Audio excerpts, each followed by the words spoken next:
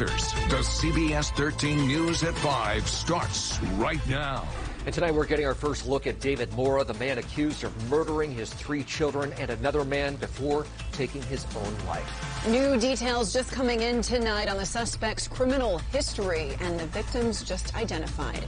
Thanks so much for joining us now at 5 o'clock. I'm Elizabeth Kling. And I'm Curtis Sping. Our news streaming live on CBS News Sacramento. The names of the victims released this afternoon. The 3 sisters are 9-year-old Samara Mora Gutierrez, 10-year-old Samantha, and 13-year-old Samia. The man supervising the visit with her dad was 59-year-old Nathaniel Kong. We've also just learned the suspect was living at that church in some kind of arrangement, according to the Sacramento Sheriff's Office. We also spoke with the family of the man who was supervising that visit. And they say he was a leader in the church and was there for many years. We're going to get to CBS 13's Madison Keevy now. She is live at the church tonight where a memorial is growing there. Madison. Yeah, I just want to move out of the way here so that you can see this memorial that has been growing here outside of the church all afternoon, all day, really. Candles, flowers, and messages of support for those 3 girls. And, of course, that supervisor that you just mentioned. This, a small reminder of a massive tragedy that the community is still trying to comprehend.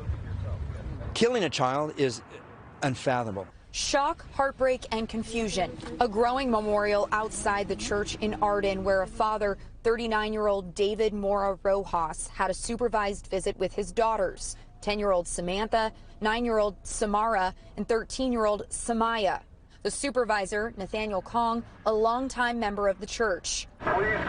It ended in tragedy. Sacramento Sheriff's Office confirmed Mora shot and killed his daughters, Kong, and then himself. You hate your ex more than you love your children. At the girls' schools, Bannon Creek Elementary and Leroy Green Academy, the social emotional support team and chaplains from the Sacramento Police Department were on campus today for grief counseling and support. It breaks our heart that something like this could happen. I have children, grandchildren, and if something like this was to happen to my grandchild, it would just hard to get over, never get over it.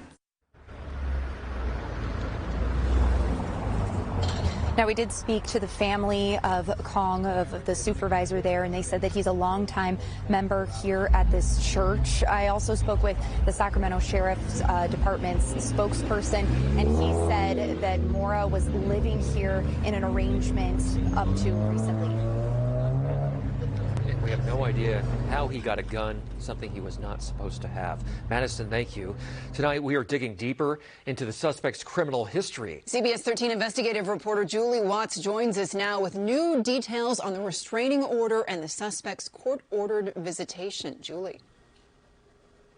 Yeah, guys, David Mora doesn't have a long criminal history, but he was recently arrested by CHP in Merced County, charged with DUI, obstruction, and battery on a peace officer with injury, among other charges.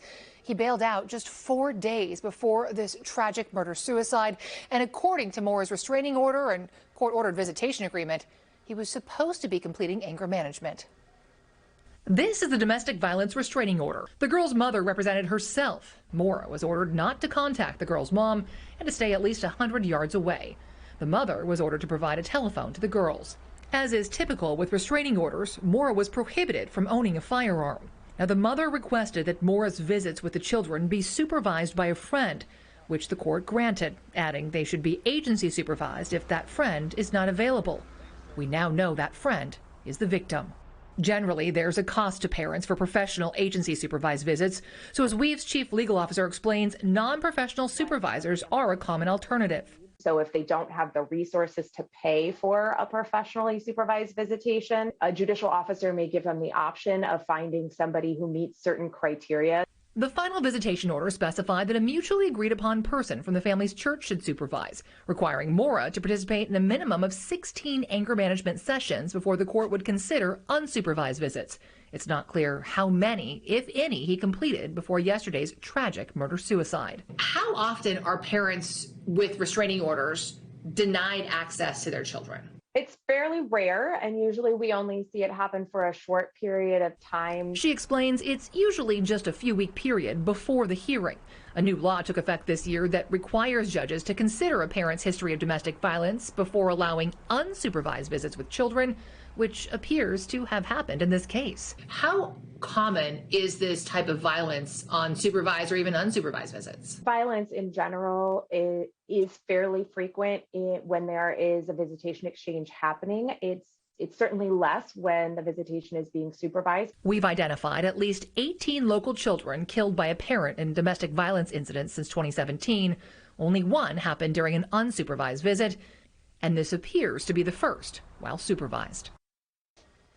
Now, Weave says there is a critical need for low-income families to have access to qualified legal help in cases like these. All right, thanks, Julie. Well, we are staying on top of every angle of this story, and for the latest breaking news, be sure to download the CBS Sacramento app. Just search